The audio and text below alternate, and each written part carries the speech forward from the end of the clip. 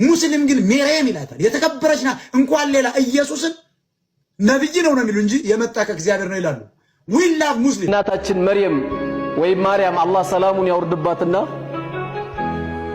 ያስጨነቃት ያለ አባት የተወለደ የተረገዘ ልጅ አለ። በዚህ ልጅ ጉዳይ ምን መልስ እንደምትሰጥ በጣም ግራ ተጋብታለች። ነገር ግን አላህ ምንም አላላትም። ምንድነው መልስ ጫላት? ያ መርየም አና ለኪ ሐዛ፣ አንቺ መርየም ወይ ምንድነው ያረገሽው? ባክሽ ያ ኡኽታ ሃሩን ማ ካነ አቡኪ እምራአ ሰውኢን ወማ ካነት ኡሙኪ በግያ። በጣም ከባድ ንግግር ነው የተናገሩት። አባትሽም መጥፎ አልነበረም፣ እናትሽም ደግሞ ዝሙተኛ አልነበረችም። ቃሉ አይከብድም? በጣም ተጨነቀች። እንዲህ መጥተው ሲሉሽ ምን በያሏት? አላህ ምን በያላት? ፈአሻረት ኢለይ፣ ወደ ሕፃኑ አመላክች አላት። ወደ ማን? ወደ ኢየሱስ ወይም ወደ ኢሳ አለይሂ ሰላም ወደ እሱ አመላክች። ለምን? የእሷም ክብር መጠበቅ ስላለበት፣ የእሷም ክብር መጠበቅ ስላለበት።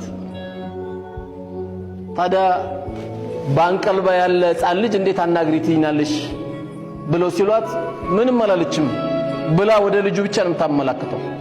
ከዛ ምን አለ ኢየሱስ አለይሂ ሰላም ወይም ኢሳ ኢኒ አብዱላህ አለ፣ እኔ የአላህ ባሪያ ነኝ። አታኒ አልኪታብ፣ መጽሐፍ ሰጥቶኛል።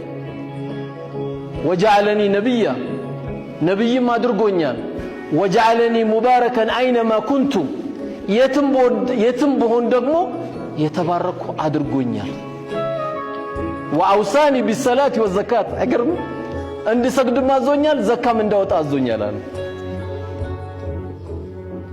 እንዲህ ተናግሮ ለናቴም ታዛዥ እንደሆን አላህ አዞኛል አለ። ማን? ኢየሱስ አለይሂ ሰላም ወይም ኢሳ። ነብይነቱን አረጋገጠ፣ መጽሐፍ እንደተሰጠው አረጋገጠ፣ ቤቱም ቦታ የተባረከ እንደሆነ አረጋገጠ፣ ሰላት መስገድ እንዳለበት አረጋገጠ፣ ዘካ ማውጣት እንዳለበት አረጋገጠ። ይህን ንግግር ኢሳ አለይሂ ሰላም ተናገረ፣ በልጅነቱ ተናገረ። ማን ከወሬ ዳነ? መርየም ዳነች።